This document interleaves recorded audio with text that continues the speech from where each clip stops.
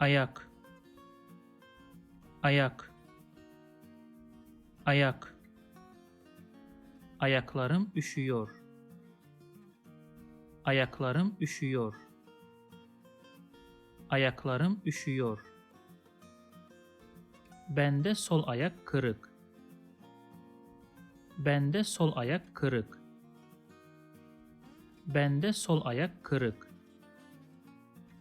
Ayaklar temiz mi? Ayaklar temiz mi? Ayaklar temiz mi?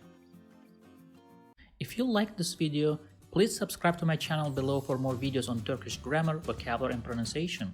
Also, if you think this video can benefit somebody else, please share it with them. Last, if you have any comment or request, please provide your feedback in the comment section below and I'll do my best to respond as soon as possible.